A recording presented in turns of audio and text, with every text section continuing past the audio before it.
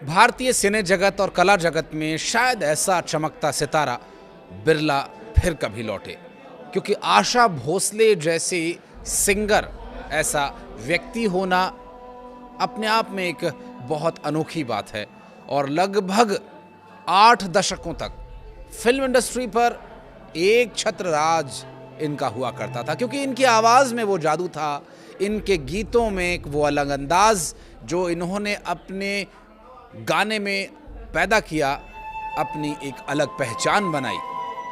क्योंकि ये एक रौबदार पर्सनैलिटी की मालकिन रही हैं।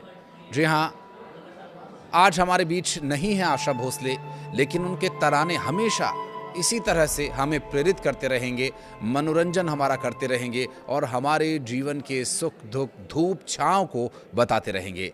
नमस्कार, मैं हूं आशीष त्रिपाठी आपके साथ। और लगभग 7 से 8 दशक तक किसी भी कला में, किसी भी क्षेत्र में अपनी छाप बनाए रखना और छाप छोड़ जाना, ये हर किसी के बस की बात नहीं होती, लेकिन स्वर्गीय आशा भोसले ने ऐसा किया था।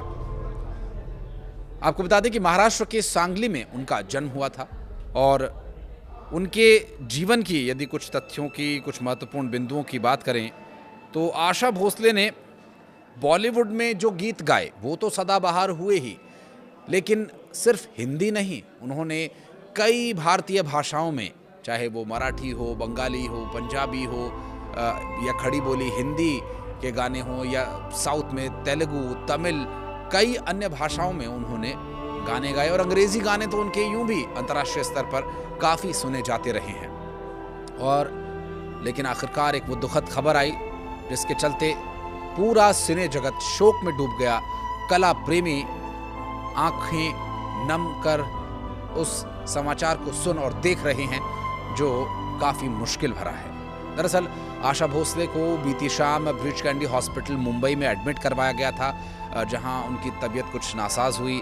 लगभग 92 वर्ष की उनकी उम्र थी और 12 अप्रैल 2026 दोपहर 12:56 के आसपास का वो समय रहा जब उन्होंने आखिरी सांस ली। मिल रही जानकारी के अनुसार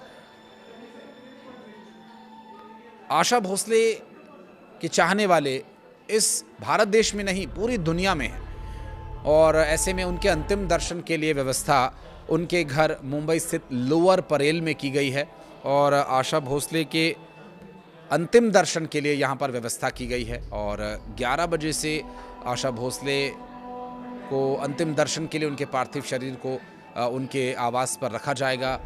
जो श्रद्धांजलि देना चाहते हैं वहाँ जा सकते हैं और अंतिम दर्शन कर सकते हैं।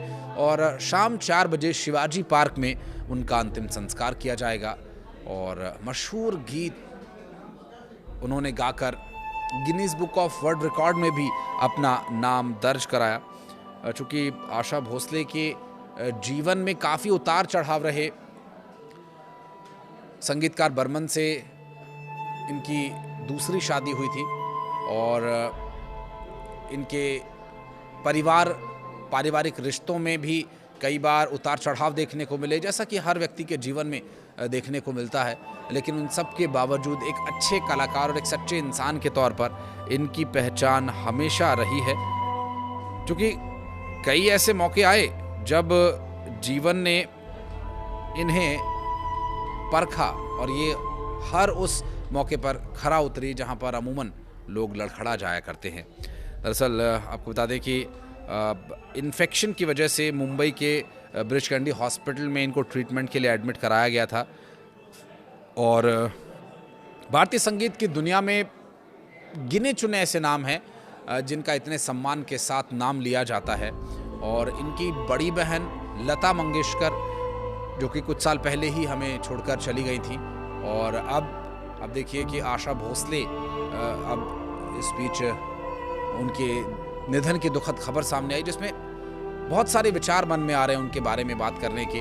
क्योंकि इस पूरी उम्र हमने उनके गाने सुने हैं, बचपन से लेकर अब तक, रेडियो के टाइम से लेकर के अब एंड्रॉयड और iOS ऑपरेशंस तक हम लगातार उनके गीत सुनते रहे हैं और रिपीट पे उनके गाने कई बार बजते हैं। पार्टी सॉन्ग्स उन्होंने बहुत सारे गाए और पुरानी फिल्मों में एक अलग अंदाज से उन्होंने अपने गीत गा कर के अपनी पहचान बनाई। और चूँकि गायिका के तौर पर अपने सिंगिंग करियर की शुरुआत उन्होंने बहुत कम उम्र में कर दी थी और उनकी आवाज़ से न सिर्फ वहाँ पर मौजूद संगीतज्ञ झूम उठते थे, बल्कि जब वो गाना रिकॉर्ड में आता था तो वो भी एक अलग समा बांधता था। और फिलहाल बहुत सारी बातें कहने के लिए हैं, लेकिन एक ऐसे कलाकार का चला जाना, एक ऐसे कलाकार का हमारे बीच न रहना, ये अपने आप में एक अलग संवेदनाओं का विषय है जिस पर बहुत लंबी बातचीत तो नहीं की जा सकती। लेकिन आशा भोसले का जाना भारतीय सिने जगत के लिए, कला जगत के लिए और एक बेहतरीन इंसान के नाते एक बहुत बड़ी क्षति है। इनके गीतों पर आधारित और इनके जीवन में हुई बड़ी घटनाओं पर आधारित एक और वीडियो लाने का प्रयास करूंगा। बहुत बहुत श्रद्धांजलि आशा भोसले को।